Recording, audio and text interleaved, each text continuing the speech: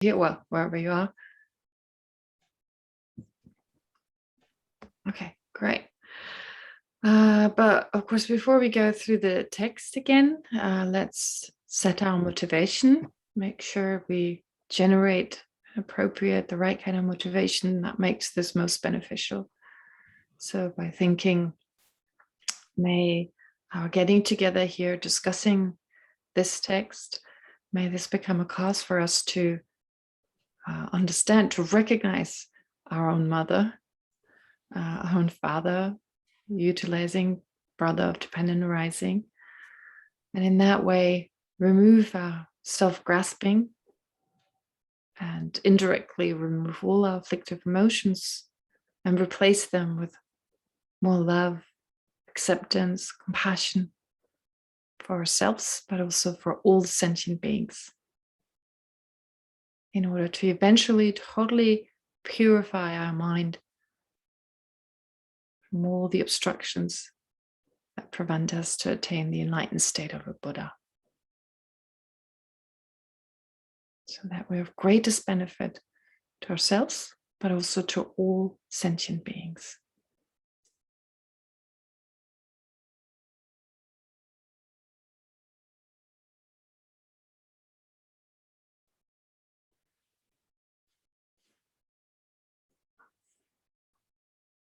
Okay. Now, with this motivation, let's do the prayers. Kumpin, can you lead us through refuge and bodhicitta, please? Of course, Geshe. Let's do in English the refuge prayer. I go for refuge until I'm enlightened to the Buddha, the Dharma, and the Supreme Assembly. By the merits I create through listening to the Dharma, may I become a Buddha in order to benefit all sentient beings. I go for refuge until I'm enlightened to the Buddha, the Dharma, and the Supreme Assembly. By the merits I create through listening to the Dharma, may I become a Buddha in order to benefit all sentient beings. I go for refuge until I'm enlightened to the Buddha, the Dharma, and the Supreme Assembly. By the merits I create through listening to the Dharma, may I become a Buddha in order to benefit all sentient beings. All right. Great.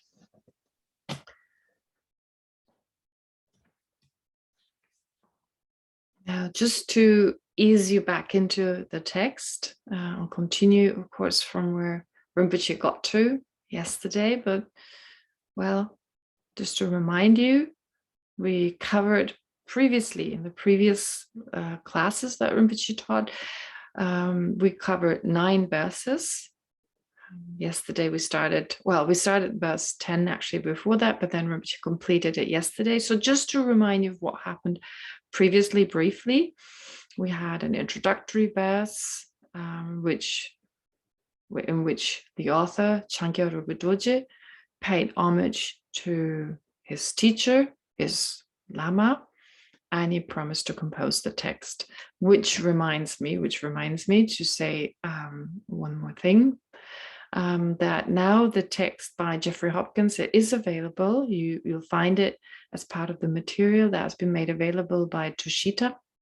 The thing is, well, it looks like a kind of finalized version, though I'm not sure, because you do come across these kind of words like he explained, kind of saying it twice as would be done in Tibetan, but in Tibetan it just has a different meaning.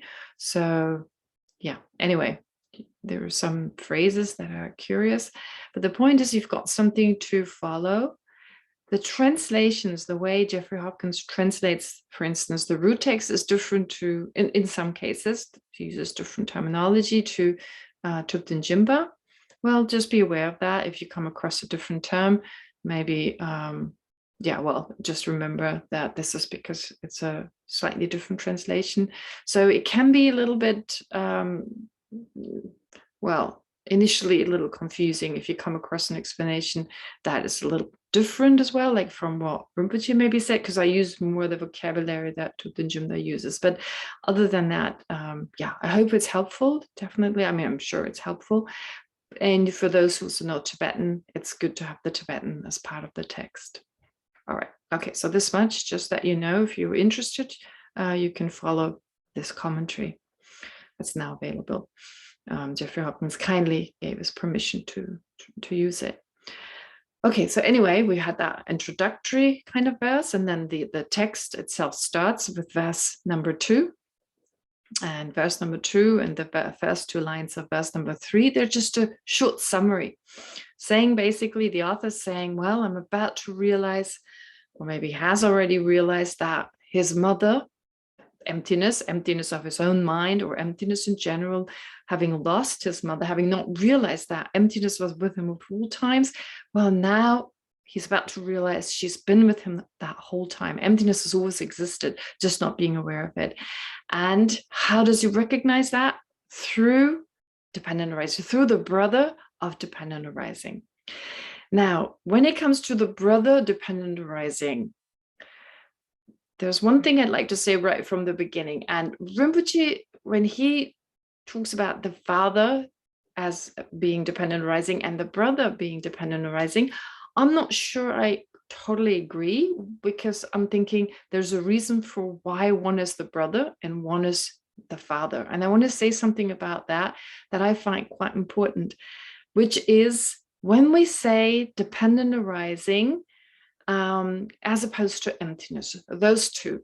Here initially in this third, well, it's actually the first 2 lines of the third verse, Changkya Rölpai Dorjé is saying, well, how do I come to realize emptiness? How do I come to realize my mother? Well, with the help of my brother. That's dependent arising. Later on, he talks about the union of mother and father. And again, father, again, talking about dependent arising. However, there's a difference, according to my understanding, which is that the brother is not on equal standing with the father.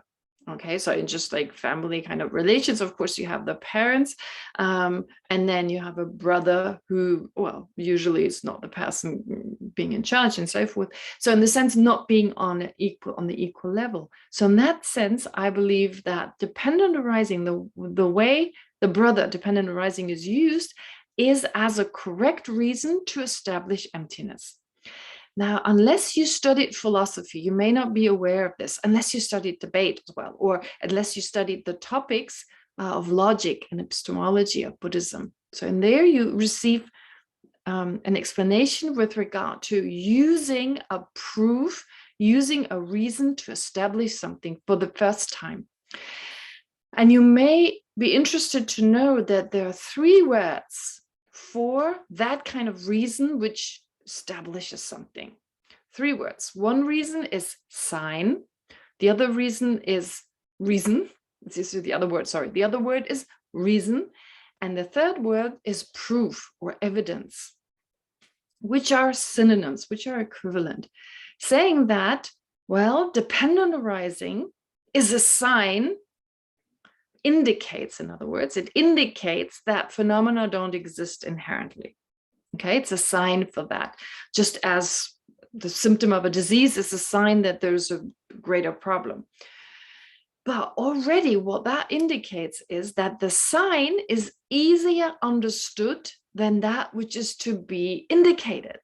Okay, so when you use dependent arising as a sign or as a reason to prove lack of inherent existence, or to say why do phenomena lack inherent existence, because, and the reason being, they don't exist inherently, or as a proof, well, it always needs to be a little bit more obvious. It needs to be easier to understand dependent arising.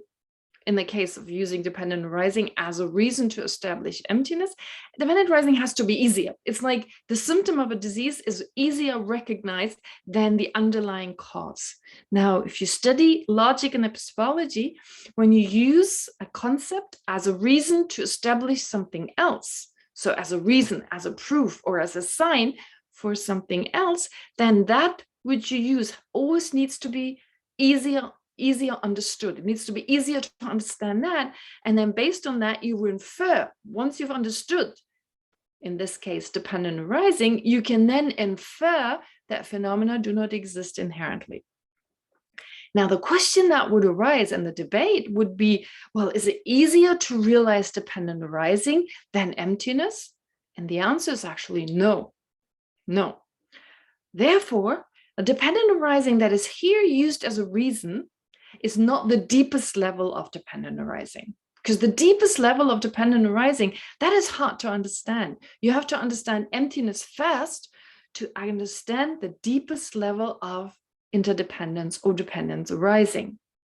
Which is why, therefore, here you have the brother dependent arising, which refers to a coarser type. Well, dependence, yeah, on causes and conditions, dependence on parts, possibly just dependence on the mind, but not the subtlest level that phenomena are just labeled and there's no other mode in which they can exist. So that deepest level does not serve as a sign for emptiness or a reason or a proof. As I said, because the proof, the reason, or the sign needs to be understood. It's easier to understand that than to understand that which is to be proved. Okay, so that's why I believe Changkya Rölpai Dorjé uses the term brother to refer to dependent arising, because that's what initially helps us, not being on equal terms with the deepest level of dependent arising, which is described by the Father, but being this kind of means to get there, this coarser level. All right, so that's the brother, therefore dependent arising.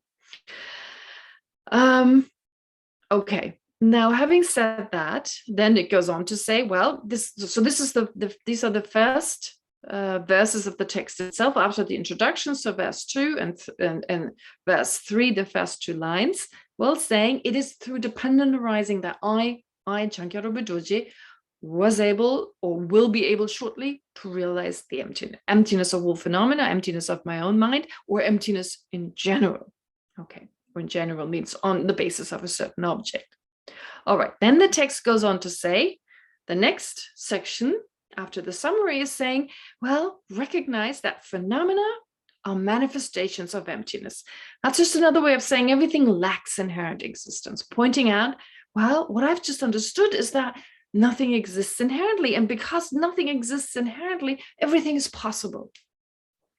That's verse 3, the last two lines, as well as verse 4, the first two lines, saying that, well, this whole world, and usually in the Tibetan tradition, in the Buddhist tradition, there's a way to talk of all phenomena from the point of view of mind, all the different types of awareness, and all the different types of objects, usually summarized in the form of saying subject and object. So this diverse world of objects and the minds perceiving them, well, they're actually the mother's gentle smile. They're manifestations of emptiness.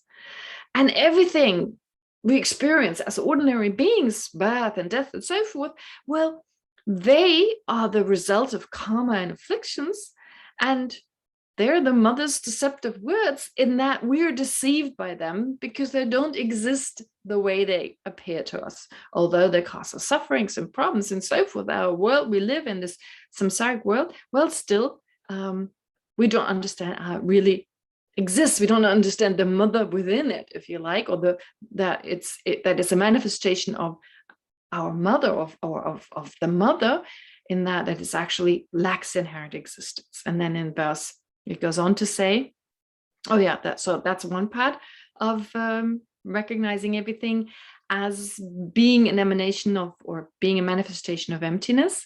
And then it goes on to say, well, my undeceiving mother, actually she's not deceptive, because emptiness, when it appears to the mind, when it's directly perceived, it exists the way it appears.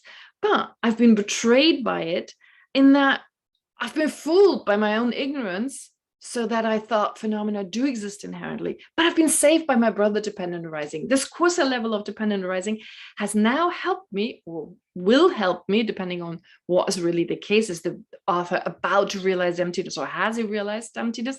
Anyway, the point being that dependent arising as a sign, as a proof, as a reason, can establish, or has established for me, emptiness. Okay, and then why is this important? In what way is this important? That's the next section.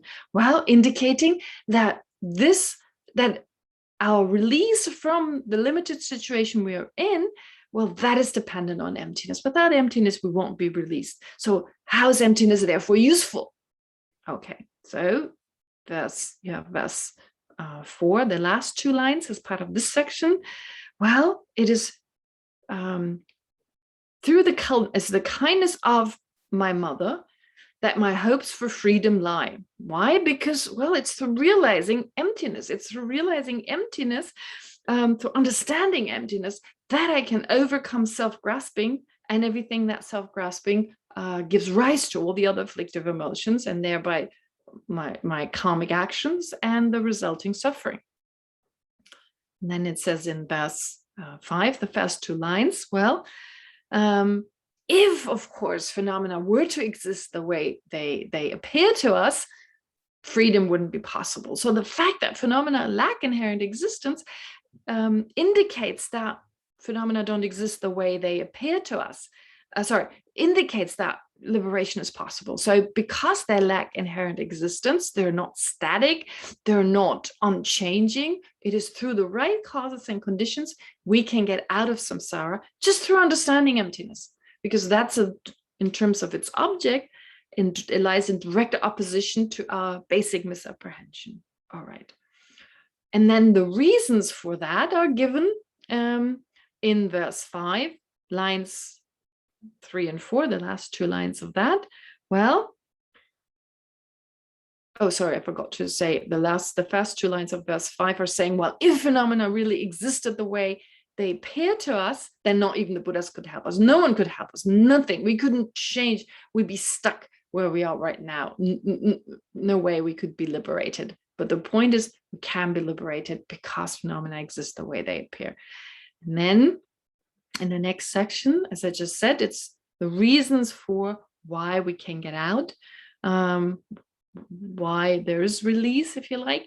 Well, verse 5, the last 2 lines. Actually, this ever-shifting spectacle, all these things around us, they're actually my changeless mother's expressions, in that my mother, emptiness, is always there, won't change. Emptiness doesn't change, but everything around us does. And so, therefore, there is a way out. It is possible to get out.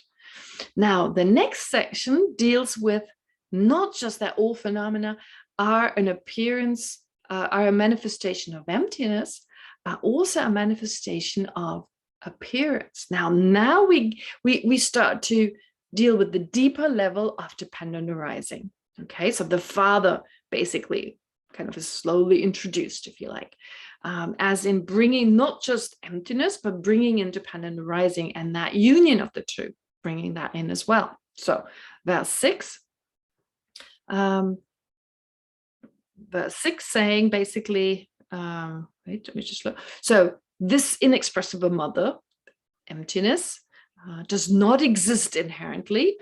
She herself, so emptiness itself, doesn't exist inherently, but allows for everything to exist. So everything exists, appears in all forms, means whatever exists because of emptiness, which itself doesn't exist inherently. And it is in mutual dependence of the two, dependent arising and emptiness. Only in this way, this is alone an important lesson. This itself is sufficient to understand, well, the ultimate view of all phenomena, those two. And then verse 7 is basically introducing dependent arising as the father, but kind of saying dependently arisen basis for emptiness. So the father can refer to the subtle dependent arising on one hand, but also the basis of emptiness. So as we had before, emptiness is not floating around in the air, but everything is a manifestation of emptiness, which is another way of saying I myself, vases, pillars, and so forth, they lack inherent existence. So the basis, dependent arising, dependently arisen conventional truth, the existing phenomena all around us, well, that they are the father, and they exist in perfect harmony with the mother, which is the lack of inherent existence of those phenomena. So all of those make sense. Everything makes sense. The world around us does exist. The phenomena appearing to us, the appearances However, they exist in dependence and they don't exist inherently. So when I look for my father as an inherently existent phenomenon, I don't find some inherently existent father. I find my mother. I find the emptiness of my father. So why do I look for it as an inherently existent father? Because that's how the father appears to me. The dependently arisen phenomena around us that are the basis for emptiness, that are a manifestation of emptiness or a basis for emptiness, well, all these objects, they appear to me as truly, as inherently existent. But when I look for that, what I find is their emptiness. So therefore, my father is found, the actually existing conventional truth is found in my mother's lap, that is in the sphere of the lack of inherent existence, or the sphere of emptiness. That is how these kind parents save their child. I'm told it says, well, save me, or save the author in this case, but we should take it, of course, personally. So save me because I understand those two. When I understand those two, if I really get to understand this. And the author goes on then to say, well, we now need to understand the nature of emptiness, identifying the nature of emptiness. And he starts off saying, well, how do I go about this now? How do I really understand? So my mother's face, or emptiness, is neither one nor different with its basis. So understanding the relationship between emptiness and its basis. So recognizing that emptiness itself lacks inherent existence, and other objects implied in that, of course, too, is other objects are neither one with their parts nor different from their parts. And so eliminating any kind of extreme view which would indicate inherent existence. Now, Rinpoche spoke about this yesterday. It was also part of one question, that this unfindability. Okay, so Rinpoche quoted Lama Tsongkhapa actually. Well, this unfindability, that can be easily misunderstood. If there's nothing to be found, well, what does that nothing refer to? If we just look, for instance, well, here it's emptiness is mentioned in verse 8. Verse 8 is mentioned, like my mother's face. Emptiness is neither one with nor different from the basis dependently arisen phenomena. But if we just take any phenomenon, if we analyze that, not just emptiness, but we analyze any phenomenon, well, nothing intrinsic from its own side can be found. And there are different reasonings that we apply. So it's not enough to just go through the parts of, for instance, myself, or a vase, or a pillar. Okay, so I need to say something about the vase and the pillar, because vase and pillar, Rinpoche used those examples all the time, and they're used in the philosophical study, the debate study in particular. You use vases and pillars all the time. They're not 21st century examples we would use in the West, because we're not really surrounded by vases and, well, by some vases maybe, but definitely not pillars. I mean, how many houses have pillars nowadays? So it seems a little unusual. However, well, if you think back of India and Tibet, the temples at the time, well, last century even, they were built based on many pillars. And even nowadays, well, in huge buildings, you have a lot of pillars. So usually the temples had lots of pillars. So you had pillars all around you if you were in a temple. And then vases, well, if you go to a Tibetan temple, for instance, you will see like a vase there, like an initiation vase, as it's called.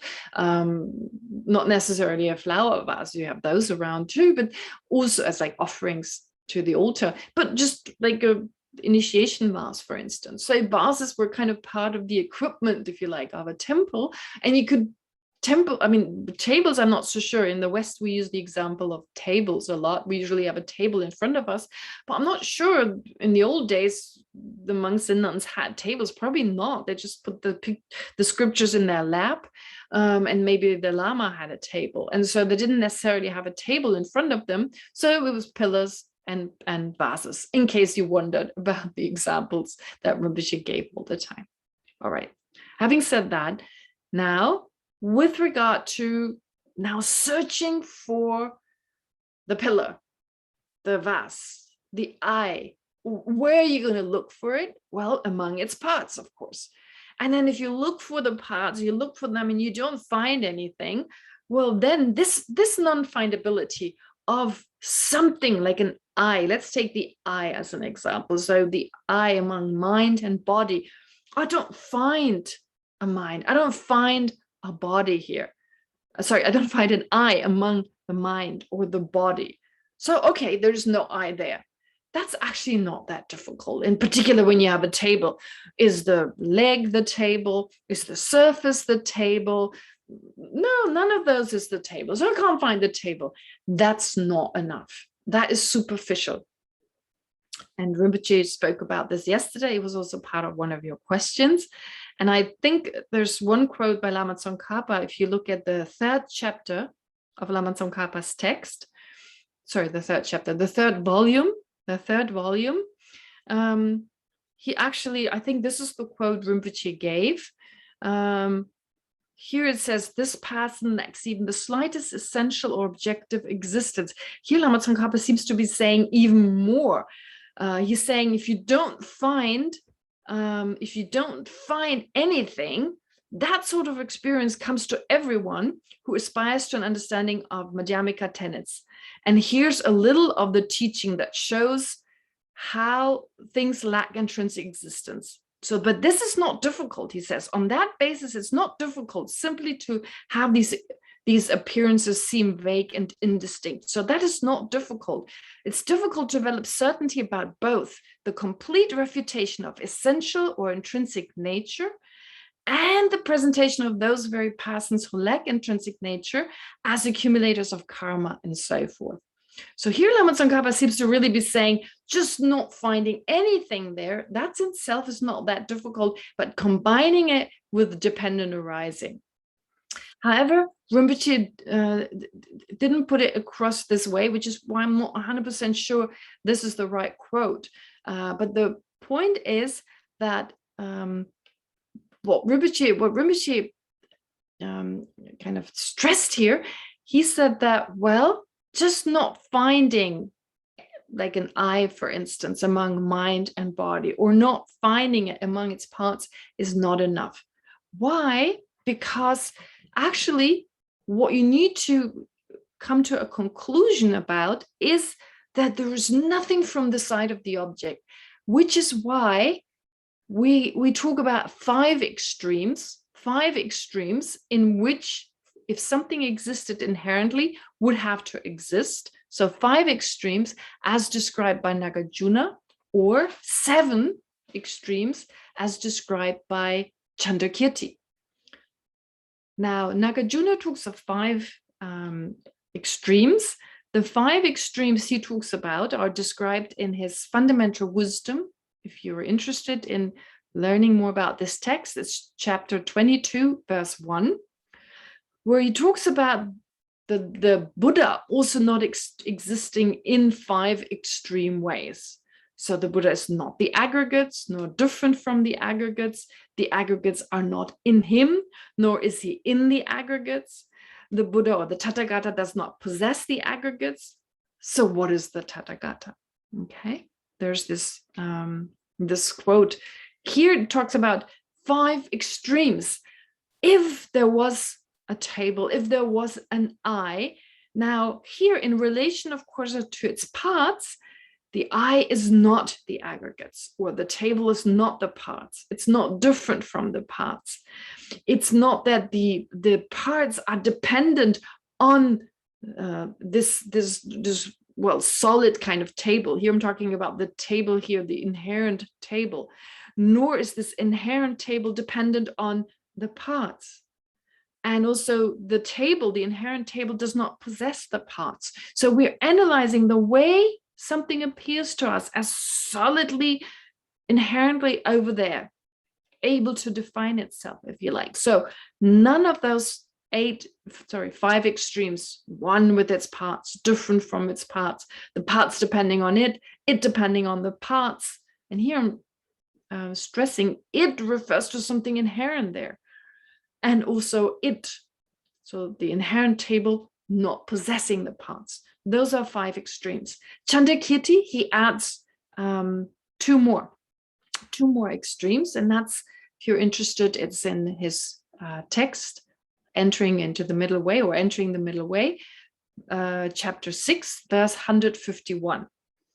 In there, he doesn't use a table, he uses a chariot, or car, if you like. We don't really use chariots any longer, but like a car, for instance. So here he says a chariot cannot be those first 5. Okay, so the same kind of reasoning given as in Nagarjuna's fundamental wisdom, except here he uses the chariot, the chariot instead of the Buddha, saying not one, not different, and so forth. And he adds 2 more.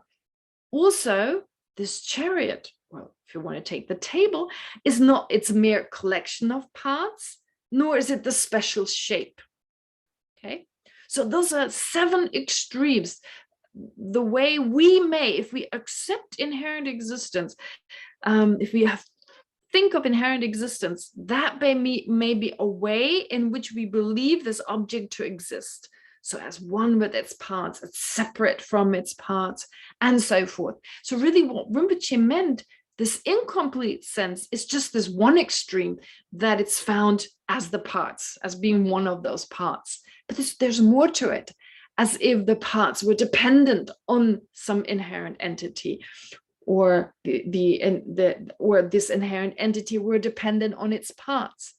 So to exclude any possibility of an existence from the side of the object, other than just being labeled, some form of existence that comes from the side of the object, to exclude any extreme view. I mean, you could probably add more to these extremes. They're not exclusive. They're not limited to 5 or 7. I mean, you could come up with other ideas in which an inherent I or inherent table could possibly exist.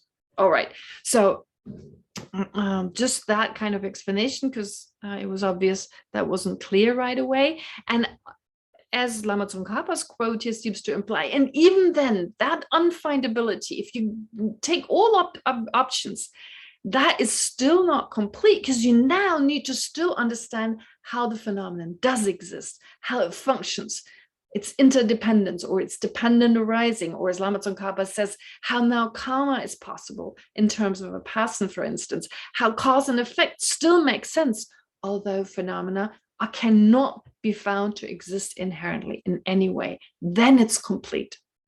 Okay, anyway, that is here basically described by verse number 8, that complete analysis, this complete analysis initially, right? How does it exist? How does it not exist? And so forth. And then it says here in verse 8, it's not that easy. Say, my mother's face, taking emptiness itself, is neither one nor a different nature than its basis. So emptiness is the basis of labeling emptiness is, for instance, well, take the emptiness of the table. That is also merely labeled on the basis of the parts of on the basis of the table itself. So if you want to analyze if there is some inherent emptiness, well, it must be either one with the table, this emptiness of the table either must be one with the table, or it must be different. Take the 7 extremes as described by Chandakirti.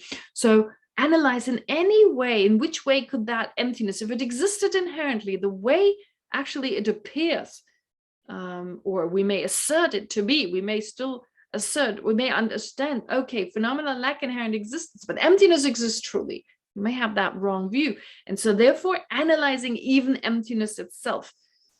And implied by this, analyzing any phenomenon, taking the basis upon which it is labeled, and then analyze, well, its parts, like in that sense, like a part of it, analyze how can it be found, such inherent phenomenon.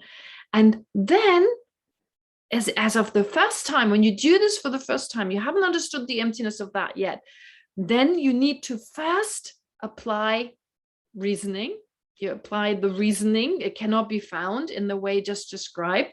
You can also apply the reasoning of dependent arising. I mean, better to use both. So this coarse way of not finding it, and that then indicates it doesn't exist inherently. It's a sign for that. It's a reason for that. It's a proof for that. Or you take dependent arising. Again, it's a sign, it's a reason, it's a proof for that. So then you come to inferentially know the emptiness of that phenomenon. So here it says, in the mirror of my brother, having analyzed emptiness or any other phenomenon in the way just described, then that kind of analysis is the reason, is the sign, is the evidence. Having understood that, now you can infer the phenomenon doesn't exist inherently. So that's the mirror of my brother. The mirror is the mind that inferentially understands independence on the brother. Okay, dependence on the brother. So without the brother, you couldn't have a mirror image of the brother. So in the mirror of my brother, the inferential cognizer, which arises from the brother, the reasoning here in the case of, well, the reasoning of dependent arising, based on that, you then have an understanding of emptiness. Okay. And so a lunatic like me had no idea. Okay. Anyway, then it goes on to say, well, how did the author then do this? How was he able to come to this understanding? And so, of course, in dependence on Nagarjuna and Chandakirti, who set the instructions upon the wind, and Lama Tsongkhapa conveyed these by bird. And so in this way, their instructions, it was through the instructions I understood emptiness. Now, the next part, and this is the part we started with last time, and I apologize, the introduction was a little longer, but I did bring in some of the material Rinpoche covered yesterday, so hopefully it became a little clearer. But what he said was now, this next part, verse 10 to actually verse 17, 16, 17, he's saying, now watch out. It can be easily misunderstood. First, the author talks about the Gelugpa tradition, following the Madhyamika view. Okay, so all the Tibetan traditions, actually in the Tibetan Buddhist tradition, you have 4 or 5 traditions. So of those, the Gelug tradition is one here, and the author mainly talks from the Gelug school point of view, but also following the Madhyamika view. Now, the other Tibetan traditions also follow. They will be explained later on. They also follow the Madhyamika view, that is the same, but they have a slightly different way of presenting the ultimate view. Now, he's now saying the danger, he really, in short, he's saying we may get caught up in the words and not understand the meaning, because of course, what we're trying to present here is beyond words. Our mind can get to that state, going beyond words. Our mind has that ability to just experience emptiness in that way that you cannot, the way it is experienced directly, once you understood it directly, it cannot be put into words exactly the way it exists. Okay, now we're trying to put it into words. The Buddha himself put it into words, and other beings following, other great masters following the Buddhas according to the time, according to the needs of students. Emptiness was explained slightly differently. And so the danger is we misunderstand those words. And he warns us of this. So he says here in verse 10, today's scholars, there's some people of a bright mind, really, it says, they still get caught up in words like thoroughly withstanding, true existence, so phenomena able to sustain themselves, or existing truly, existing by way of their own characteristic. They hear these words, but, and Rinpoche explained this so beautifully, they also hear the table exists. So we don't deny the table. What we deny, what we try to negate, is the lack of inherent existence of the table. That is totally true. That's a good instruction. But when we hear the table and the lack of inherent existence, that we need to separate them, we may see them as totally separate, as in like oh, so there's a table over here. That's the table I'm perceiving. And then there's this characteristic of lack of inherent existence that's somewhere over there. Totally ignoring, and this is where it becomes difficult, that for us, table means inherently existent table. I mean, come on. When we say, yes, I perceive the table, actually in the Gelugpa tradition, it's a little bit difficult when they say, well, we do realize the actual table, we do understand the actual table, but the table appears as if inherently existent. It's like our mind kind of filters those two out. They appear like mixed, and they do appear as mixed, but we still have an understanding of a table there. So it's a little, the other schools of the Tibetan Buddhist tradition would disagree. And it's a little bit difficult to uphold this in a debate.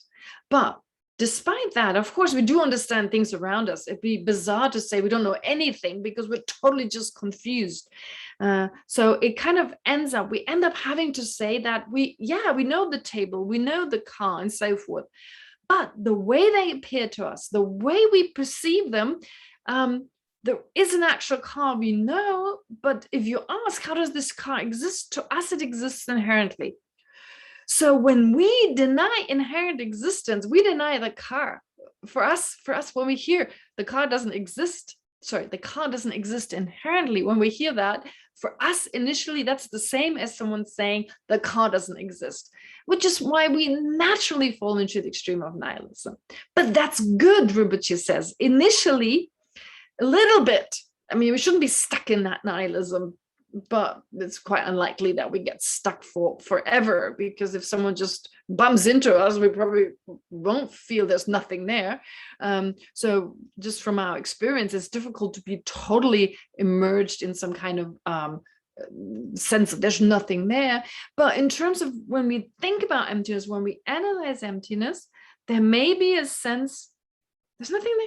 Then there's not, the self doesn't exist. So then we need to remind ourselves, all right, that's not true, because of course it does, it is interdependently existent and so forth. So that's a good sign, which says even fear, oh my God, I can't find the I. That fear, even that fear is a good thing. Even that fear is really a good thing.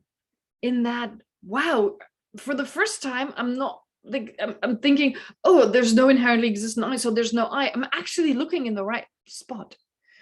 So what here he's warning us, when you study and you're too intellectually involved, you may fall into the extreme of reification. So the Gelugpa system, as opposed to the other systems, there is more of a danger in the other systems. Rinpoche has talked about this. There's more of a danger for some people to fall into the extreme of nihilism, misunderstanding the words, as in like there's nothing there.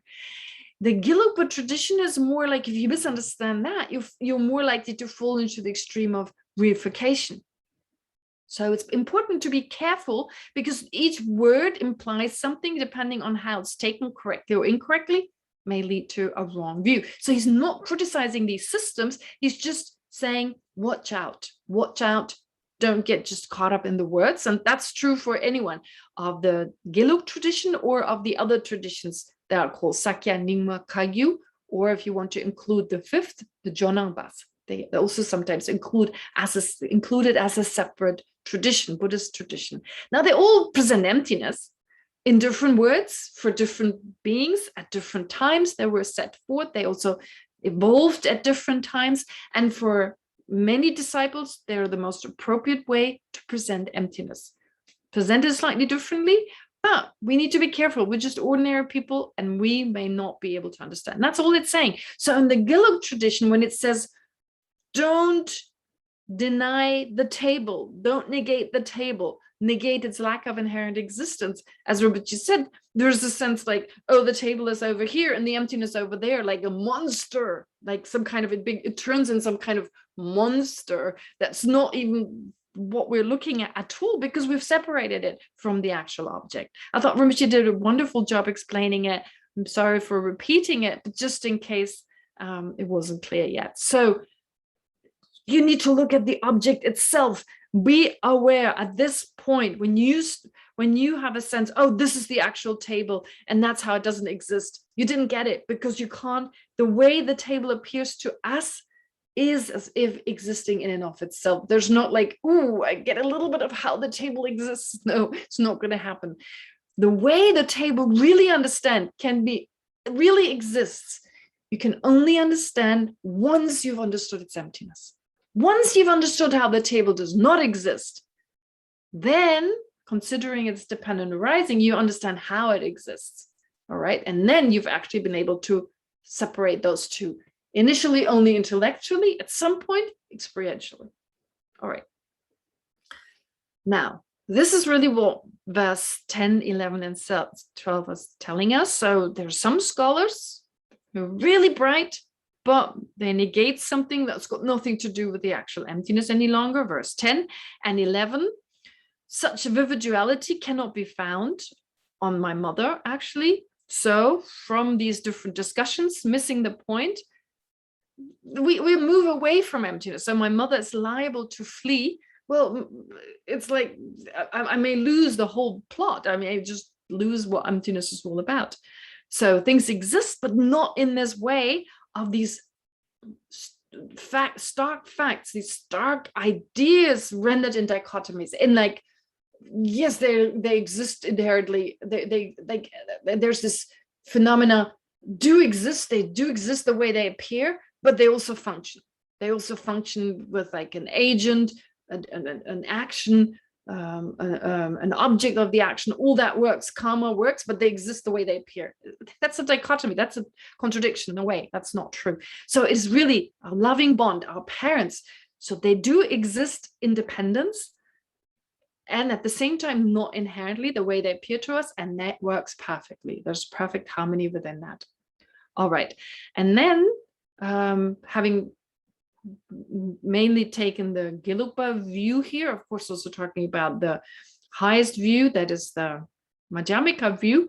Well, I've already said enough, I think, about the other schools, because I'm just repeating the words that are there. And I don't really know what the terminology referred to. Rinpoche didn't explain it yesterday. I mean, I need to really study them in great detail to have the confidence to say what it means, well, to be this innate nature and so forth. But the basic understanding that, well, that you probably also have, is that in those traditions, there's more of an emphasis of moving away from reification. So the purity, for instance, the way they instructed the meditator is to remain in the purity of the mind, the spontaneous nature of the mind, to not, and Rinpoche stressed that yesterday, to try to direct the mind towards this and that. And also the way emptiness is presented, it's differently presented as in the Gelugpa school.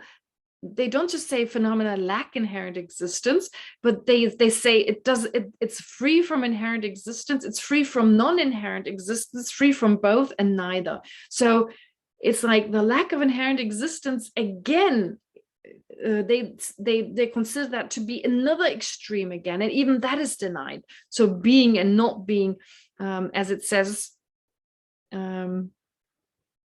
in verse, let me get to this verse. I'm just jumping here a little bit, but we get back to the other verses. So here, neither is nor is not. Okay, so it's not like phenomena lack inherent existence. That's the first step, but they're neither lacking inherent existence nor are they inherently existent. So denying, it seems to be denying even more. However, if you dig deeper in the end, of course, it's the same. It's just words are used differently, like I said previously, for a certain person. And so it's very beneficial for certain students, for certain disciples of these particular teachings to come to the final view.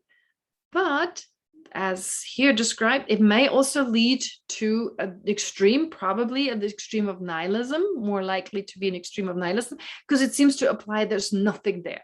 There's nothing there.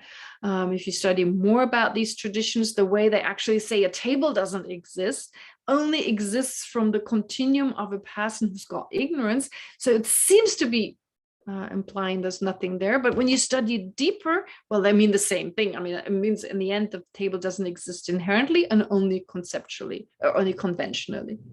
But leaving it as that, because as Rinpoche said yesterday, unless you study these traditions thoroughly, it's hard to see how this danger can arise. But it doesn't mean, of course, that they're teaching nothingness. Sometimes the words may imply that. I mean, the Gelugpa words also seem to imply that sometimes, depending on who you are. But the point is, therefore, be careful. Look beyond those words to get to a deeper level. However, so that being verses 15 and 16, this warning in terms of the Tibetan Buddhist tradition, but something else, and I'd like to say a little bit about that.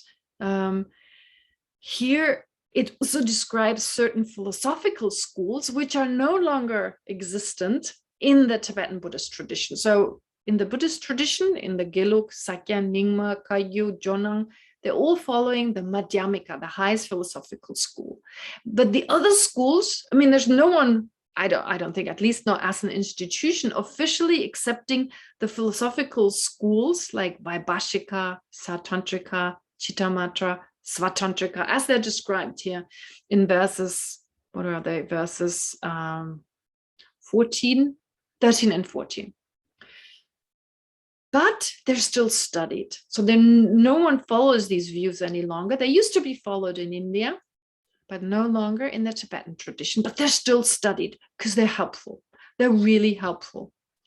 So he presents them here, saying that's not the final view, but they're like a stepping stone to a deeper understanding. Now, what does the Vaibhashika teach us? The Vaibhashika is the school we start off with, and then usually in combination with the Satantrika. Those two are from the point of view of describing the actual nature of all phenomena, considered to be the lowest schools. They're the furthest removed or the furthest away in terms of their intellectual understanding from these schools. From emptiness. In that way, they're the lowest schools. Now,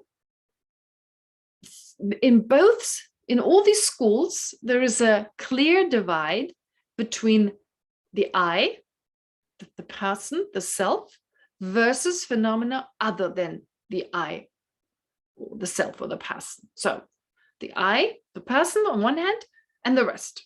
Okay. So I, not just my I, but other beings' eyes or other beings' self. So person, living being on one side, and then everything else. In all the schools, Vaibhashika, Satantrika, Chittamatra, and Madhyamika, they deal with the I. They refute a certain type of I. They all do that. Okay. Now in the Vaibhashika and the Satantrika school, what do they deny?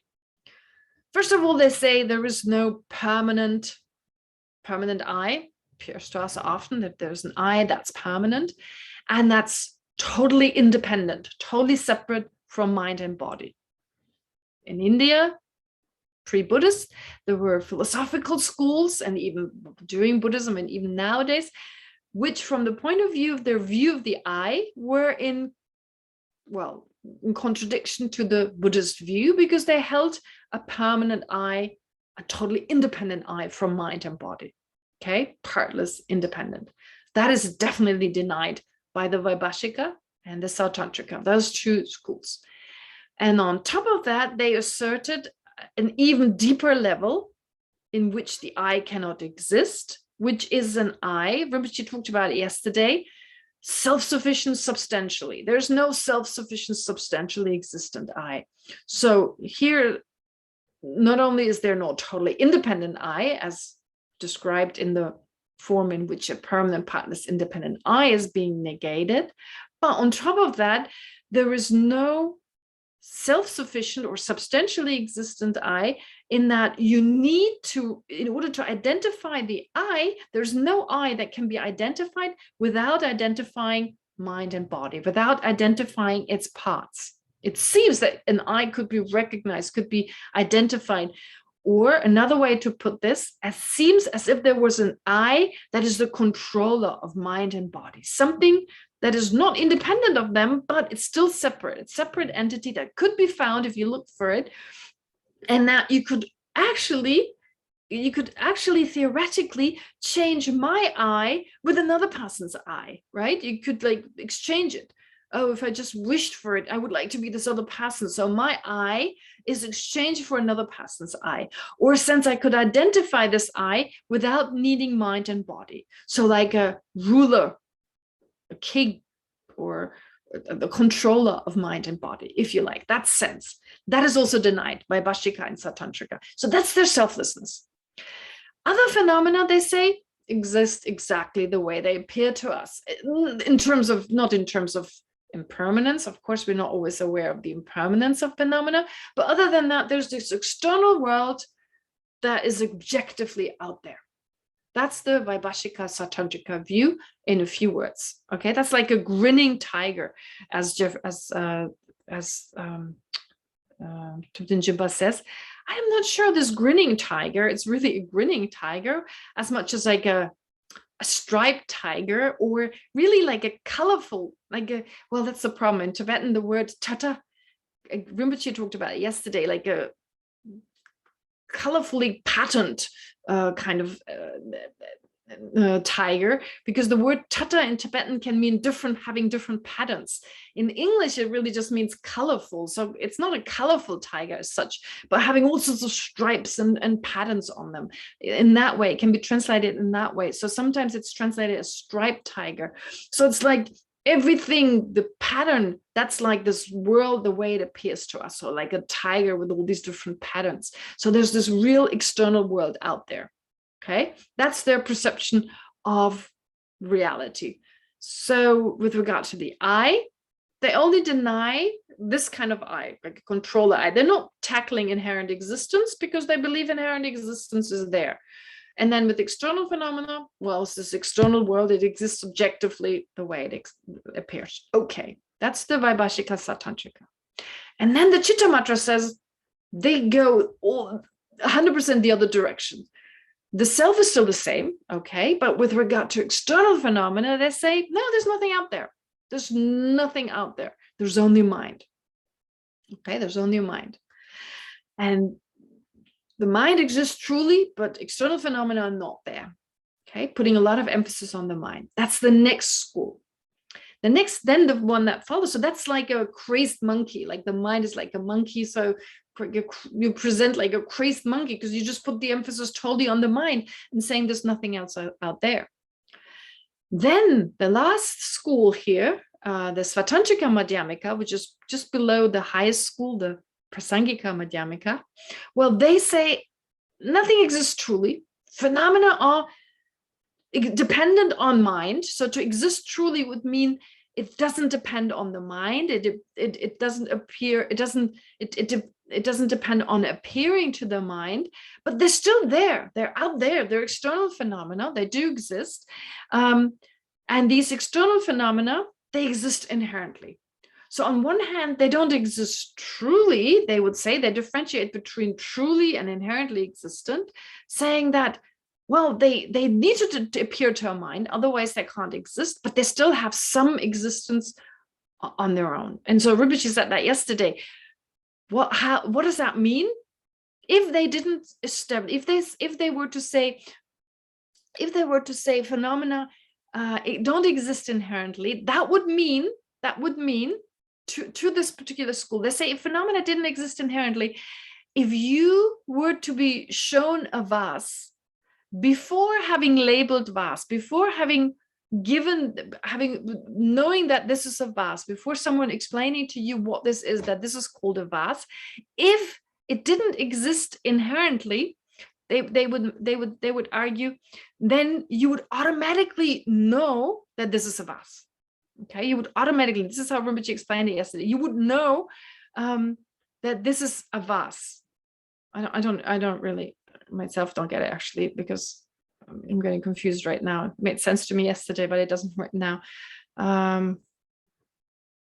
If it didn't have own existence, if it didn't exist in and of itself, because that seems to mean actually the opposite. If it existed inherently, sorry, I have to look it up. Maybe, yeah, there's some confusion there right now. Sorry. I'll need to think about this again. But the point is that he said that that's one thing Rinpoche said. But on the other hand, if an object didn't have existence from its own side, well, it could be a pillar, it could be anything. So there needs to be something from the side of the object. And Rinpoche also talked about this example that they give, a very important example in this Svatantrika school. The example is, they don't talk about the snake and the rope, the way we hear the high school talk. No, they talk about the manifestation of, or the creation of, like a magical apparition, like a magical manifestation, having a magician who takes a piece of wood and a pebble and then applies a spell, a certain magical spell. And as a result of that spell, this pebble and this piece of wood no longer appears pebble as wood, but instead as a horse and an elephant. Now, what they say is, you need the mind for, you need the spell, basically, the spell that is applied to the eyes of the observer. So the eyes of the observer, let's say you're watching the show of a magician. So you need the eyes of the observer to be affected by the spell. That's how they explain the spell. It's just an example. So by this magical spell, so their eyes are affected by that. But at the same time, you need a pebble and a stone. You need a pebble and a piece of wood. Without those, so without the piece of wood and the little stones or the pebble and this magic spell, these two wouldn't arise. These two, the appearance of horse and elephant wouldn't be possible. What does that mean? That you need inherent existence. You need this, the wood, the piece of wood and the pebble are like inherent existence. You need inherent existence. Phenomena have to exist inherently, according to the Svatantrika school. There must be something from the side of the object. But you also need the mind. You need the mind, the appearance to the mind. That's like the magical spell. And if you have those two, a combination of those two, phenomena existing in and of themselves, and you have a mind to which they appear, then they can exist. So therefore, according to the Svatantrika school, they say phenomena exist externally, okay, especially Baba Viveka's Svatantrika view. He's one of the three Svatantrika masters mentioned here. So according to his view, so there is this external world, okay, but with regard to this world, it exists inherently, but it also has to appear to the mind. If it didn't appear to the mind, then it couldn't exist. So that is their emptiness. That is their emptiness. That is the lack of phenomena existing without appearing to the mind. That's the emptiness. But they do not deny inherent existence. And then lastly, you have the Prasangika view, of course. And in this text here, Changkya Rölpai Dorjé, he says, well, these views that I just described, they just miss the point. They're not getting at the limestone-like white elephant. Instead, they come up with their own emptiness, which is missing the point. It's like a colorfully patterned, or like a striped tiger, or like a crazed monkey, or like a ferocious bear, this ferocious bear in the sense of accepting inherent existence so adamantly, but at the same time denying true existence. So it's like a ferocious bear. That is not the highest view. It's helpful, but it's not the highest view. And then in verse 17, after he had talked about the other schools, the other traditions in the Tibetan Buddhist tradition, he goes back to them in verse 17. He goes back to those philosophers, although they're no longer existent, but he tells them, well, wait, let me just find the verse. He tells them, oh, the Vaibhashika and the Satantrika, they're not completely wrong. They're not completely wrong, as opposed to the Prasangika school. There are certain aspects we take on. External matter, we accept. There's an external world.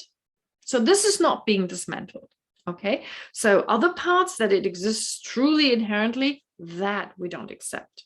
That's implied in those words. And then the Chittamatra. So the Chittamatra school, who believe there's only mind, and then they're just these appearances to the mind. There's no external world. They're just appearances to their mind. Well, we do say there's an external world, but appearances still work, and mind is there too. But one thing, something that the Chittamatra school very much insists on, they say, well, if phenomena can only exist if there's a mind to perceive them, then what perceives mind? And they talk of a reflexive awareness, of a reflexive consciousness or reflexivity, where there's one part of the mind that knows itself. Because they say phenomena only exist because there's the mind. And then, well, what about the mind itself? Well, the mind perceives itself, in other words, or there's this reflexive aspect of the mind. And the Prasangika says, no, that's not there. There's not that the mind knows itself. You don't need to know that you have other minds knowing one mind, okay, but this reflexive awareness, the way the mind-only school talks about it, we don't accept that. But we accept their appearances, and there's mind. We accept that part. So don't worry, you mind-onlys, or Vijnanavadins, or Chittamatra, as they're also called. So don't worry. And then lastly, addressing the Svatantrika, well, don't worry, we do deny inherent existence, of course, as you believe there is inherent existence, but dependent arising still remains. So the Svatantrika also, of course, talks about dependent arising, as all the schools do to some degree, but the description of dependent arising in the Svatantrika school is the closest to the Prasangika, actually. And so the Prasangika school is saying to the Svatantrika, don't worry, we don't deny that, but your view of inherent existence, that we can't accept. Okay, so that was just a short summary, but I can tell from just what I've said just now, it's extremely difficult. I mean, I went through this again. Just for some of you, this is not difficult to understand. You've studied this, but for others, it's definitely harder. I still need to check as I'm talking right now. I don't have the space of mind to go through this idea again with like the vas and so forth. I need to go back to the text. But other than that, I hope I was able to clarify this to some degree and not confuse you any further. But of course, as Rinpoche also said yesterday, he spoke about it. He said, well, this is extremely difficult. This is an extremely difficult text.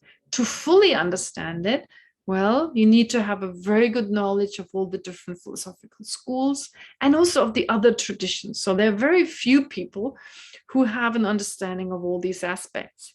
But of course, for a coarser kind of understanding, well, and in particular, these verses that we've just gone through, 13 to 17, those, to really thoroughly understand them, this is what you need, a thorough understanding of all these aspects. But the rest and what's to come, what we did before and what is to come, even without this thorough knowledge, you still can get an understanding of the subject, the main subject matter, which is emptiness. All right, that should do it for today. Hopefully, like I said, I haven't confused you more. Now there's time for questions. Thank you so much, Geshe, for these precious teachings. There is a question from Poon. Okay. Poon King, please unmute yourself. Thank you. Thank you, Geshema. My question I would like to ask, when the Prasangika says where there is an external object, when it's an external object, is being projected or imputed by a mind, and karmic seed is ripened. Okay, when the karmic seed is ripened, I suppose, I'm not quite sure whether it is they refer to the karmic seed, would that be in the third link of the 12th link, dependent arising? And then is that projecting mind the first instance of projecting things, Mm-hmm. a non-conceptual mental consciousness, or is it a non-conceptual I consciousness? So that's one. And then if I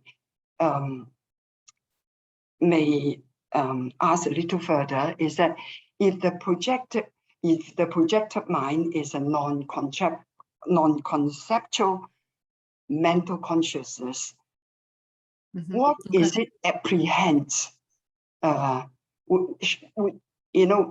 it's when it's ripened from the third link, for instance, then it apprehends the object, obviously. I don't know whether it's correct or not. And then it then followed by the sense direct, and then the mental direct, and then the conceptual mind. So that's one. And then if the projected mind is a non-conceptual I consciousness, that means from the third link, it comes out as a I sense consciousness. Then what is observing object condition? Yeah, bearing in mind that it projects the object, so the object comes later. Okay. All right. Okay, go ahead.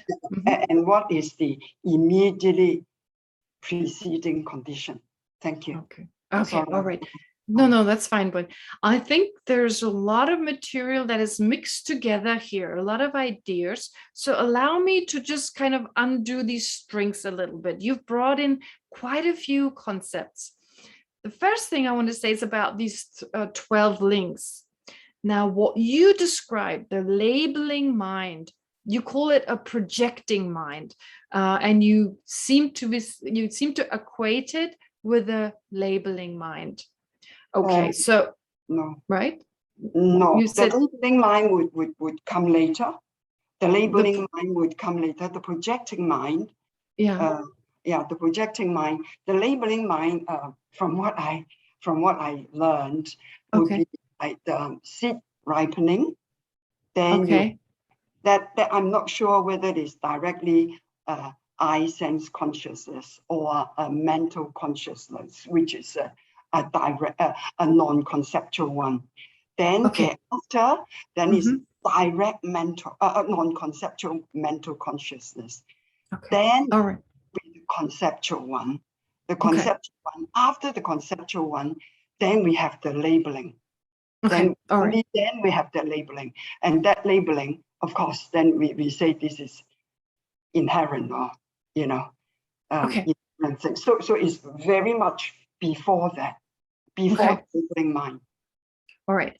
Now let me just give you an explanation of bringing in all the aspects you've mentioned, but undoing them a little bit by saying a little bit about all of them, how they connect to each other, because it seems to be a little entangled here. Okay, now, first of all, you mentioned the 12 links.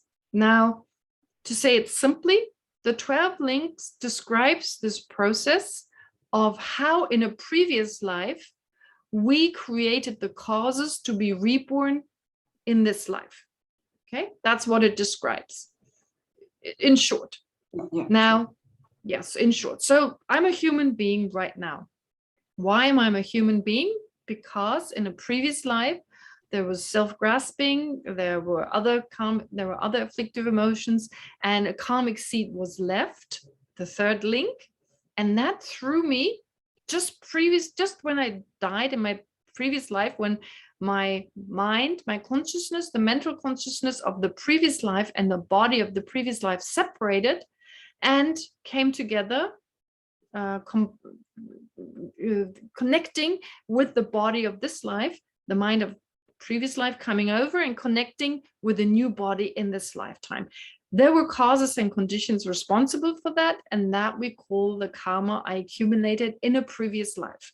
Okay, not necessarily the immediately preceding life, but in the immediately preceding life, that karmic seed that I accumulated sometime in the past, it came to ripen. And I was born as a human being. what does that mean? This karma comes along with having a mental consciousness of a human being, in the sense that, well, my sense perception is that of a human being. What I perceive is that of a human being. Now, that I perceive sounds and colors in a certain way is because I'm a human. But science can establish that animals have different eyes, have different perceptions of the environment. So to a certain degree, they can know that a fly perceives the environment very differently to a human. Okay, so just as an example, therefore I have the karma to perceive a liquid, a certain liquid made of hydrogen and oxygen, as water, as opposed to, for instance, a being of a different realm perceiving it in a different way. Okay, therefore, as a human, I have very unique experiences that other humans share, but that other living beings don't have, due to the karma being thrown into this life. Now I have all these appearances to the mind. But just as all other living sentient beings, all other non-enlightened beings, we have our unique appearances due to the karma we accumulated. However, we all have this basic misapprehension of reality, which means naturally, when colors and shapes and so forth that are unique to a human being, and of course, more than that, also my individual karma that comes in there. It's not just the general karma that threw me into this human realm, but also the completing karma that threw me, that my completing karma that is responsible for these experiences on a daily basis. Well, all this combined leads to certain appearances that I have to my mind. And these appearances, because of this basic misapprehension of reality I share with other sentient beings, these things appear as if inherently existent. Okay, so this is where the ignorance comes in. There's this appearance, firstly, and this appearance is just to the sense consciousnesses. There's just the mistaken appearance. My sense consciousnesses do not actively misapprehend this inherent existence. It just appears to them. And then they perceive shapes and colors and connect with the mental consciousness, of course. And then the mental consciousness, based on those appearances, every now and then actively grasps at the way things appear. Okay, grasp at inherent existence of shapes and colors. It grasps at inherent existence of the eye, of other phenomena. But not every mental consciousness does that. But every now and then, such a mental consciousness arises. That then is called an ignorance. Okay, so it arises in between every now and then. But other than that, there are these appearances. And with regard to those appearances, the mistaken appearance, of course, giving rise to an active misapprehension of the mental consciousness. Okay, and that is just the mistaken part. But at the same time, every time I perceive something, right? Every time I see a shape and color, and all the time, my sense consciousnesses, while I'm awake in particular, they're always active. And when I'm dreaming of the stuff I perceived during the day, maybe in a slightly changed version, but still what I perceived throughout the day, I also usually dream about. Now, then with regard to the waking state, now every time I see a shape or color, there is a mental consciousness. So when my eye consciousness, for instance, perceives a shape or color, when it understands, when it really registers, when it doesn't just appear through the mind without the mind actually apprehending it, without the mind actually understanding it, every time the mental consciousness also registers it. So the mental consciousness thinks, for instance, oh, blue, red, green, or round, and so forth, or taste of coffee, etc. And every time there's this thought with the mental consciousness, this is that, this is nice, this is not nice. That's labeling. The mind is labeling. Every thought consciousness. Oh, this is nice. This is my friend. Oh, she doesn't look happy today. Of course, it's through my sense consciousnesses. Again, I perceive a certain face and so forth because I have the karma, first of all, to be human, to see it in a certain way based on my humanness, or having human sense faculties, and moreover, my own karmic experience like karma ripening in each moment, completing karma, ripening each moment. And then on top of that, I keep labeling. Oh, it's like this, it's like this, it's like that. So it's really, really complicated that the labeling takes place on one hand. It's this, it's that, it's not this. Sometimes, of course, wrongly labeling. So the mind that perceives inherent existence labels, oh, this exists truly and inherently. But as I said, not every mental consciousness that labels in such a way does so wrongly. It may just say, it may just think, oh, car, house, table. Well, they exist conventionally. And so I'm not thinking, oh, they exist inherently or truly. I'm just thinking, oh, car, oh, table, my friend, oh. But every now and then there's like, oh, I, and there's a labeling not just of an I in general, but an inherently existent I. So every mental consciousness is basically, it's a conceptual mind, and therefore it labels, and sometimes correctly and sometimes wrongly. I hope I was able to put this together a little bit in that way. Sure. My gist of the question, I thank you so much for the lovely explanation. Is, when you talk about the colors and shapes for the I consciousness to register. Now, before what projects, before, what mind that provides or project or project or the color and shape for the sense consciousness, for the I consciousness to be registered. So that's my question. What is the cause for the I consciousness having these appearances to it, or the cause for the I consciousness to know shapes and colors? Is that your question? No. Preceding to the I consciousness, that means like the color and shape. The color and shape, in my mind, obviously I'm not sure whether it's the mental consciousness that gives rise to this color and shape. Where does this color and shape come from to provide this I sense consciousness to register, to see all this and that? But prior to that, the consciousness in a previous life. So consciousness has the nature of knowing. Okay, so since beginning of this time, we've had sense consciousnesses based on the interplay of the sense faculty, right? So something appears to the sense faculty, and whatever appears to the sense faculty, to the I sense power, that appearance, then a similar appearance. So just take the scientific view, like light hits the retina and so forth, and that passes on an information to the I consciousness, which then reacts in seeing blue or green and so forth. So this ability of the mind, that's just the nature of the mind.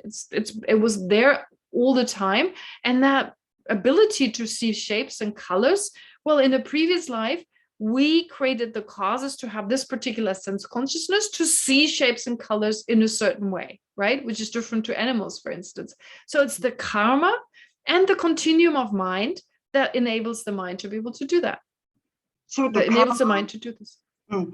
Yeah. So when you say the karma that gives rise to the color and shape for the I consciousness to see, to appear. That karma, is that a consciousness at all, or just? No, karma was an action. Karma means action. So in a previous life, something was. So basically, every time we have a thought, something is left on the mind, right? Our mind has slightly changed. It's in particular with the mental consciousness. Here we're talking about the mental consciousness, and it interacts, of course, with the sense consciousness. They're not totally separate. So I'm having thoughts in my previous life, and they create the causes for what I experience with my mind in this life. So something is left behind that's called imprints or seeds, whatever you want to call it. But really, it's not like some little dots or something as we may think of a seed. Is like a seed, really, in the sense that every time you have a thought, your mind is different now. It is changed. Something is left behind. And if it's a virtuous thoughts, well, something something that leads to positive experiences is left behind, if it's a non-virtuous one. So your mind has changed due to this action. And whatever change, whatever residue is left on the mind, whatever is now left on the mind, that ripens in the form of experiences. So it's not mind itself. It's called imprints. It's neither form nor consciousness. It's an impermanent phenomenon. It's a non-associated compositional factor that's left on the mind, and that now arises, it ripens, and then we have these experiences. So I don't know how else to explain it.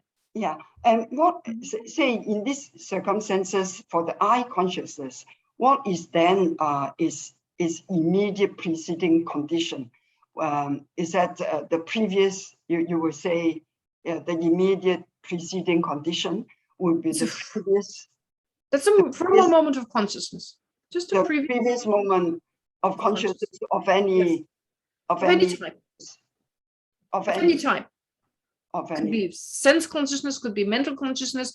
So just, you need to have a mind to be there a moment earlier to have a mind now. You don't have a mind out of nothing, right? So there must have been perception taking place a moment earlier. This is just stressing, why are we able to perceive something in the first place? Because we have a continuum of perception that preceded the perception we have now. That just accounts for the fact we can perceive something. What we perceive, well, there are different conditions, and one of those conditions is karma. So the immediate preceding condition, one of the previous consciousness, may not be the shape and the color of what the eye sees. No. It's consciousness has to precede it. Shape and color are also there, or some basis in reality, but consciousness, so many different causes and conditions have to come together. And one of them is this consciousness, and one of them, of course, is some external phenomenon that gives rise to the appearance. Okay, so many phenomena. Okay. Thank you. All right. Sorry. Yes, you're welcome. That's okay. Sure. Next question. Oh. Are there any more questions? Anybody? Otherwise, we're actually coming towards, Emilia. Oh, no, they're Emilia coming. and B. Okay, sure. Go ahead, Emilia. Towards the end of the session. Emilia, please unmute. Emilia? Yeah, Shama, I don't know. I think I just feel a bit confused. Recently, I was attending some teachings on chapter 2 of The Root of the Middle Way. Yes. And with Thomas Doctor. And from there, the conclusion, but it seems that throughout all the chapters, was that dependent arising does not really exist. There is no coming and going. Is unborn and unceased and so on. And then it remained within, like, yes, but I'm looking here, I see things, and this thing is shared with other human beings. Okay. All right. But what is this that I'm seeing? If these are projections, but where is all this stuff coming from? Because the not inherently existent, but it still exists. But then comes the question: exists how? How does it truly exist? Truly. Okay. The thing is, when you hear that dependent arising doesn't exist, it doesn't mean it's totally non-existent. Like, it's the same as saying the table. Does the table exist? Of course it exists. Does dependent arising exist? Yes, it does. So when you hear it doesn't arise, it doesn't cease, it doesn't come, it doesn't go, actually what it means, it doesn't inherently come, it doesn't inherently go, it doesn't inherently. So whenever you hear in the Heart Sutra, I mean, it says from beginning to end, no eye, no ear, no nose, right? But it will always have to add inherently, right? So inherently there is no arising, inherently there's no coming, no going. But so therefore dependent arising doesn't exist inherently. That's all it's saying. Dependent arising itself is merely labeled. Emptiness is merely labeled. So the way things appear to us, so concrete, Okay, so solid. Even dependent arising, when you think about it, in your mind, dependent arising, it's almost like this not dependent arising, this KNOT, like a not, like this solid thing, right? Well, even that is merely labeled on the fact, well, labeled on what? On the fact that a sprout arises from causes and conditions, right?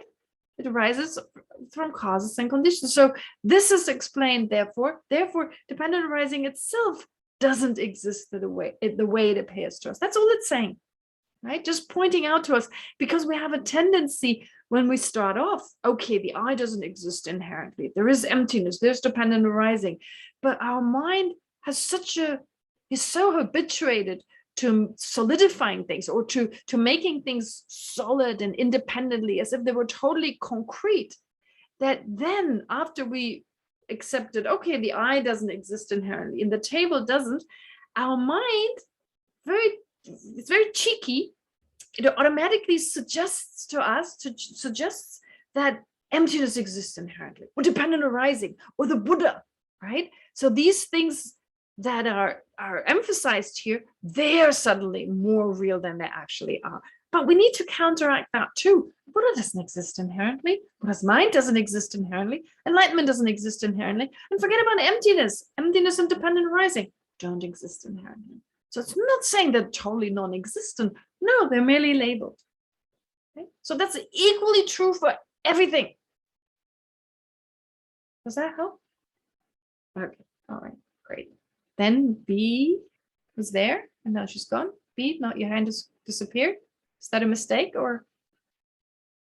I'm not sure. B, is that a mistake, or otherwise Marco? Maybe we take Marco first, because okay, I think Marco didn't have a it. chance yet. Yeah. Okay. Marco, could you please unmute? Actually, well, oh. Okay, go ahead. Okay. I just have a quick question, actually. Okay, please be. Sorry, Marco, just 1 second. Yeah. Follow up with yesterday's questions to Rinpoche. He explained that the wisdom directly realizing emptiness is not strong enough to abandon the cognitive obscuration. I'm just wondering, in the scripture, in the Buddha's teaching, is there any more elaboration as to why that is the case? Okay. Yes. It's interesting, because Rinpoche said, on one hand, he said, through bodhicitta, the wisdom realizing emptiness is strengthened.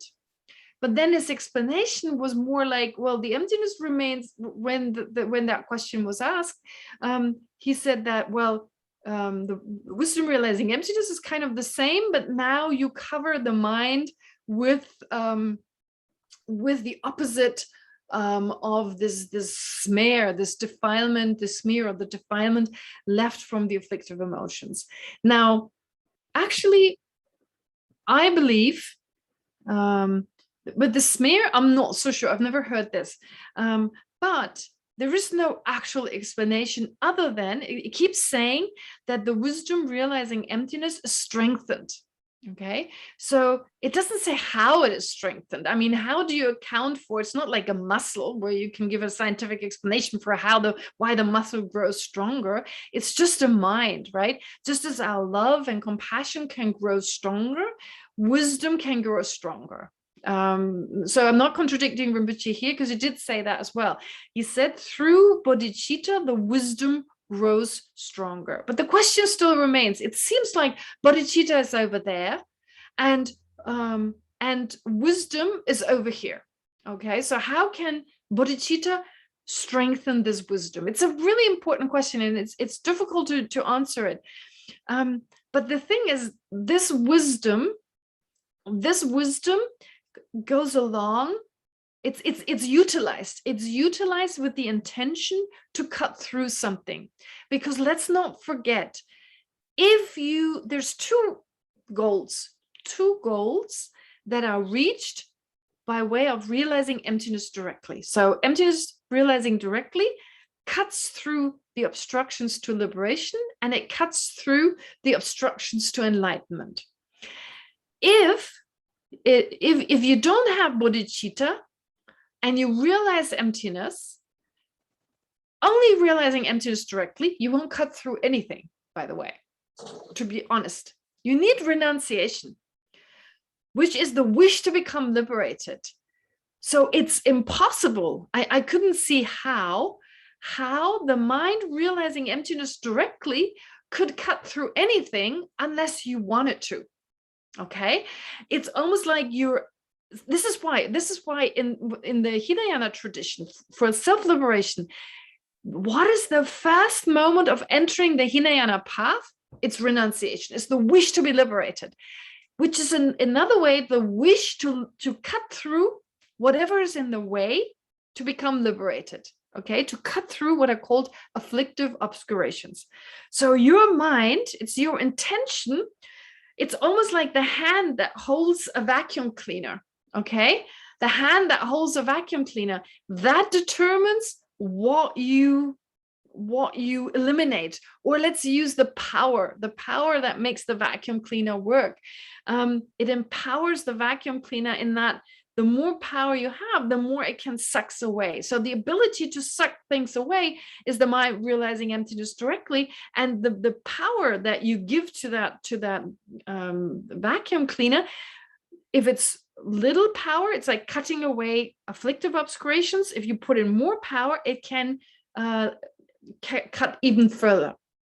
So really, what is renunciation? It is the wish to cut through obscurations that keep us from being liberated. And that wish combined with realizing emptiness directly. So you're directing, in other words, that mind realizing emptiness directly, you're directing it through this motivation. So the motivation, although it's not always present, but its force is always there. So the mind utilizes that realization of emptiness directly and utilizes it to eliminate the misapprehension of reality. I don't think it'd be possible to realize emptiness directly without this aspiration to do anything with it, right? And if hypothetically that was possible, you would just realize emptiness directly, but I don't think they would automatically go away. You still need renunciation, the wish to be liberated. In the case of bodhicitta, it's also a wish, it's also an aspiration, but not to be liberated, not to just eliminate the obscuration to liberation, but it's the wish to eliminate whatever's in the way to enlightenment, which includes, of course, the obscurations to liberation. Those are included. And so your mind has got this wish to eliminate them, and that combined with the mind realizing emptiness, it will just automatically clear that. Does that make sense? I mean, that's the only one I can think of it. Yeah, thank you for the explanation. But I've always heard in the commentary in Chandrakirti or Nagarjuna or Abhi Samalaya Lankara that when one realizes emptiness, that realization is the same. It's just the same.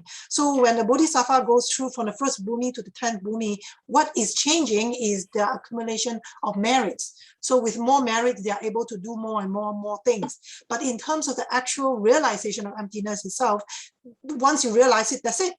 You know? Okay. Let me ask you a question. Yeah. If you have love towards a certain person, you focus on that person and have love for them, right?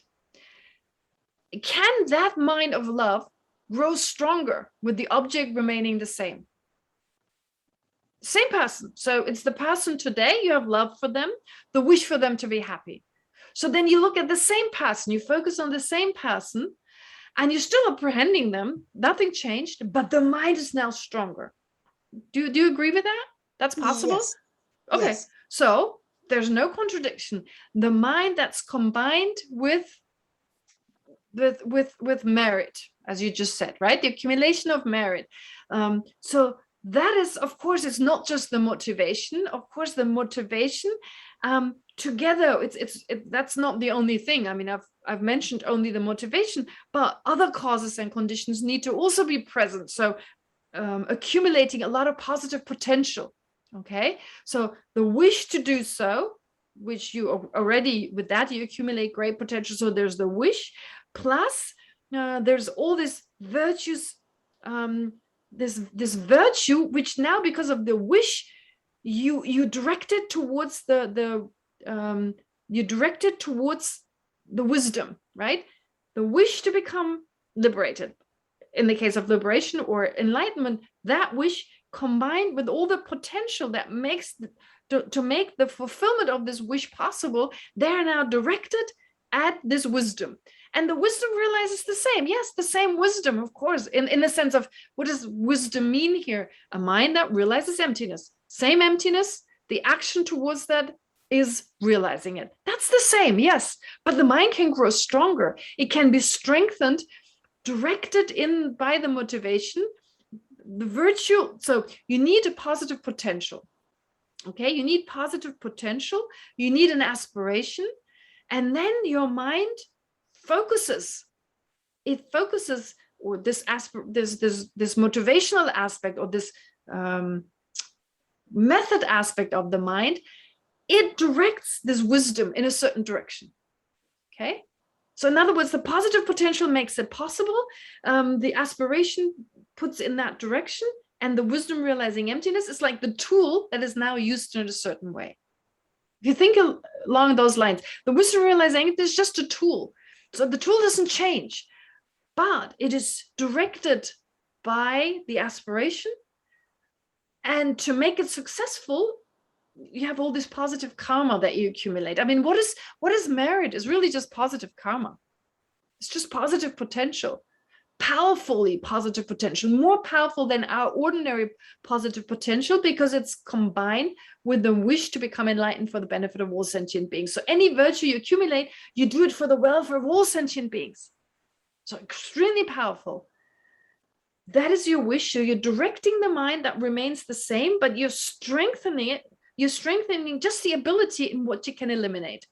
The path in terms of what it realizes and how clearly it realizes it remains the same. So there's no contradiction. But it doesn't say that anywhere. This is just my view, and Rinpoche explained it slightly differently. This is just my view on how you bring together, I mean, just in everyday life. In everyday life, whatever you do, you use your intelligence, your education based on the wish you have. You want to do something with your knowledge. So it's your aspiration that directs your knowledge in a certain direction. And then you have to accumulate the causes and conditions to reach that, to get this particular job, utilize it in everyday life. So you have these aspects. You have the wish, you have the tool, and you have the causes and conditions that make it possible. So likewise, the tool is the wisdom realizing emptiness. The wish is the aspiration to become enlightened or to become liberated. And then the causes and conditions that make it possible are the positive potential. Here in this case, the merit you accumulate. But it's a good question, and I can only give you this very limited answer. And please keep asking this question further. It's important, and I wonder if it's possible to check with Rinpoche the next time we meet. We can check with Rinpoche, but he's kind of answered it. So I would have to answer. He gave this view, but I can ask again. But he kind of said that it covers the mind in a slightly different way. So he didn't talk about, but on a different occasion, he used the words, the wisdom realizing emptiness is strengthened. In Tibetan, it's actually like it's strengthened, it's enhanced. He used that term. That's also in the scriptures. But then he explained it slightly differently. But I can still ask again. Of course, there's no harm. But he may have possibly say, I've already answered that. So if you want to take the risk, you can answer. Okay. All right. Thank you so much. Thank you. You're welcome. Marco, last question. Do we have, Geshe, are you happy? One question. Yeah, I'm happy. Yeah. Okay. Yeah, we can take last question. Marco, please unmute. Yes, Marco. Unmuted. Can you hear me? Yes. Yeah, thank you. Speak up a little bit. You're not very clear. Yeah, I don't know why this microphone is weak. It's okay. Yeah, I can hear you. So when you talked about Svatantrika Madhyamika and the view they hold, so that nothing exists truly, inherently, the phenomena still depend on the mind, and however they still exist on their own. That's how you say inherently. Probably they appear. And you use the analogy of for example, a vase that it needn't be labeled if it truly exists. We have the name of it, let alone in all the languages, and probably for the flying around the vase, it appears as something, who knows what, right? But probably not a vase, let alone with this name. So, as I understand, if it truly would exist, there wouldn't be a need to label it in for all different beings and nations and languages. So, but what is then the difference, or how the Prasangikas see or view? What is a Prasangika view that is deeper than that? Okay, now remember, yes, that you're saying with I just said it wrongly, but you said it correctly. Of course, this is where it got confused. Actually, I think Rinpoche said that, and this is what's also in the in the eloquent, what's it called by Lama Zopa Rinpoche, eloquent exposition. Oh, the essence of eloquence. In the essence of eloquence by Lama Zopa, he gives this argument. So actually, it's according to the Prasangika school, to say, well, if phenomena existed inherently, so it's not the Svatantrika school refuting the Prasangika school. This is how I tried to explain it earlier. It's the other way around, and this is how it makes sense, exactly as you said. The Prasangika school would argue if things existed in and of themselves inherently, then you didn't have to apply the term. You would see the vase and you would automatically know it's a vase. So that actually makes more sense. But anyway, I need to go back and check. But this was not your actual question. So your actual question is, this Svatantrika seems to be saying already the same, really. Phenomena don't exist truly. Phenomena appear to the mind, have to appear to the mind. So really, what's the difference? In fact, it seems like, well, they're saying the same thing, but there is a slight difference. And I think the way you can get to that is through this. If you do the analysis yourself, if you start to just take an object like a vase, take it apart and look for the vase. And if you come to this point, well, I really can't find it. You come to this sense that there must be something there. That you come to a sense, and this is what Rinpoche also stressed. Well, what's the difference then between a vase and a table? I mean, like, if there's really nothing there, if I don't find anything, how come there's this world where we can clearly distinguish between this person, that person, between cupboard and chair and so forth, if there's really nothing there? I mean, if you just go to the level of atoms, right? For instance, I forgot to mention that by the Vaibhashika and the Satantrika, they talk about partless particles and the whole world is made of partless particles. Well, in the high school, you can subdivide a particle endlessly. You never come to a smallest or partless aspect. There's always more. Everything exists of something other than itself. So you can go further and further. Now, when you reach that point, you reach a point where it's like, but everything seems to be the same then. How can you have the difference between things? That's when you reach the point in your own mind where there's a sense, but there must be something from the side of the object. If it's just me labeling, right? Anything would be anything. I could label anything. Today would be a cow and tomorrow would be a dog, right? That is the sense. That's what the Svatantrika says. They say the mind is extremely important. They put a lot of emphasis on the mind, okay? It needs to appear to the mind. They also accept labeling. They say, oh, you call it that. But there must be something there that tells you this is a chair, but not a cupboard. And this is a cupboard and not a chair. So if there was nothing there and it was just from the mind, okay? And this is how it's often misunderstood. When people learn about emptiness, a question that is asked is very often, well, then anything is possible. It seems to imply anything is possible. I could call this a cow. I could call it that. Well, no. Labeling means you have to have a basis of labeling, right? There must be a basis there, but that doesn't exist inherently. We like to feel there's an inherent basis, and we label on the basis of that. That's what the Svatantrika says. The Prasangika says, yeah, there's a basis for imputation, but that's also maybe labeled. And that's almost like you're pulling the rug underneath your feet. Even that is just labeled. So you're labeling nothing on nothing. So you have something from nothing. Okay, so this is the difference here. It seems nothing. It seems like nothing, but it's a ferocious bear. You're still stuck with there's something there. Okay, it seems so tiny, but it's big. It's a ferocious bear, as Changkya Rölpai Dorjé says. Does that answer that? Yeah, thank you very much. Yeah, you're welcome. All right, great. On a lighter note, would you know why the Tibetans use the vase and pillars as how do we say it? As opposed to tables and chairs? Were you there? But what is really bothering us, like feelings, emotions, what we are actually we have trouble with. Okay. All right. Let me ask you something. As you've heard before, when you take a reason, when you apply reasoning, it's called reason, sign, or a proof.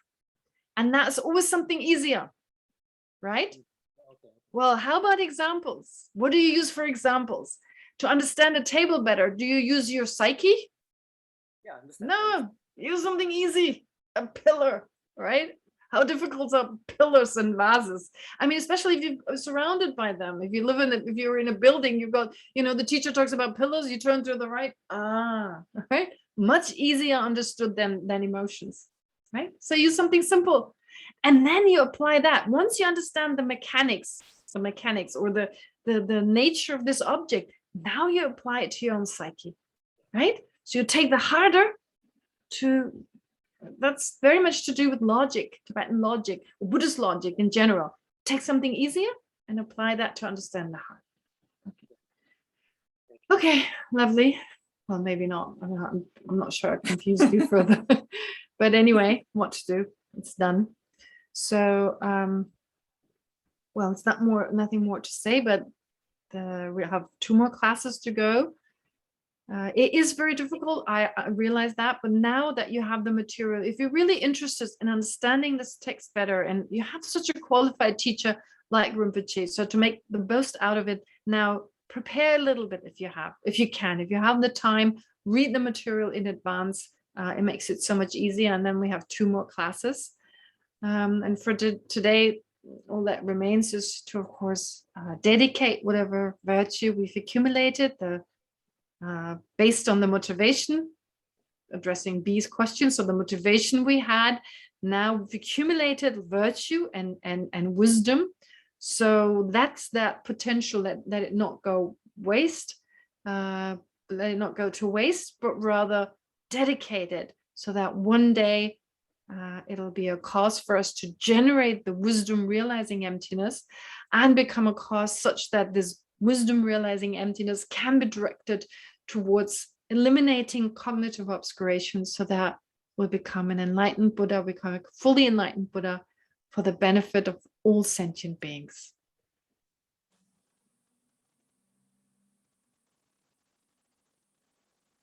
And for here and right now, may this virtue also be a cause for our spiritual lamas, for lamas like Holiness the Dalai Lama and so forth.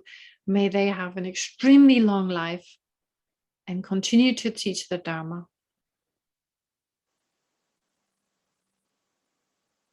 And may, of course, whatever positive potential we've accumulated also benefit others right here and right now in relieving their trouble and,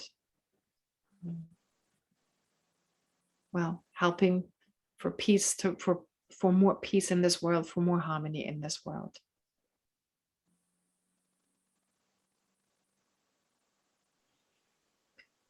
All right, that's it. So have a lovely remaining weekend, whatever the time is where you're in right now, where you're at right now, and a great week. And I'll see you again next Saturday. All right. Thank you so much, Geshe. Thank you so much. Sure. Have a good Sunday, everybody. Thank you so much. And please remember, tomorrow we start our Medicine Buddha retreat, only time online. So if you wanted to join, you can still sign up. And on Tuesday, we start again after a tiny break we start again the Tushita coming together sessions, the practice sessions at 7 o'clock. Thank you so much, everybody, and have a lovely Sunday. Thank you. Bye-bye.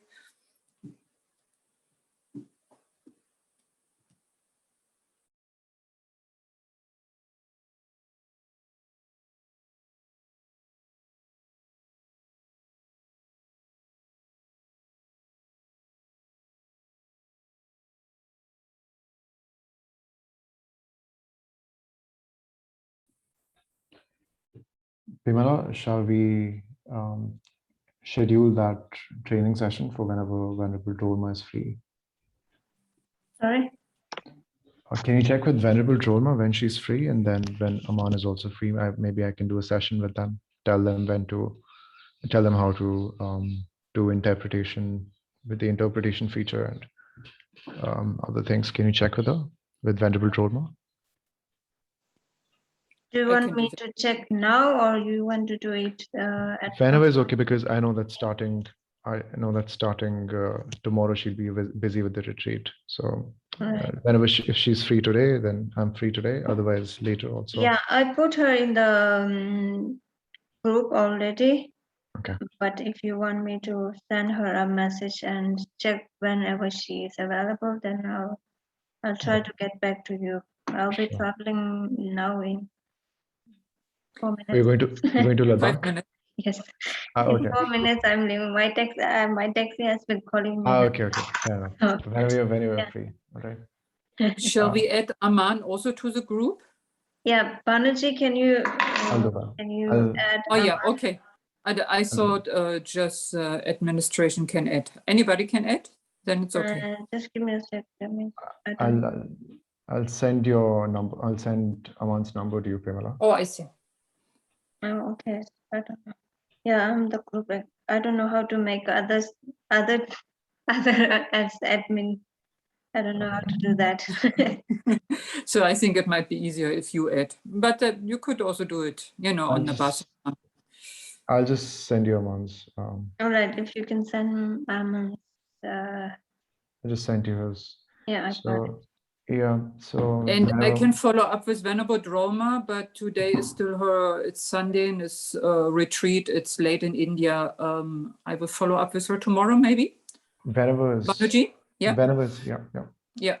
And what in general is suiting for the two of you? If she asked, what time is good for the two of you? Give me some sense. In the afternoon is okay for me. Yeah, after a certain time, after 4 or 5, or I don't know. After 2 o'clock is okay. After 2 o'clock will not be possible because Venerable Drolma will be. After 2 o'clock is okay, and it's I think should not take more than 20 minutes. Okay, and Amanjin, you have to be in that session as well, yeah? Would be good to have a session. When are you available, Amanji? We have to unmute her.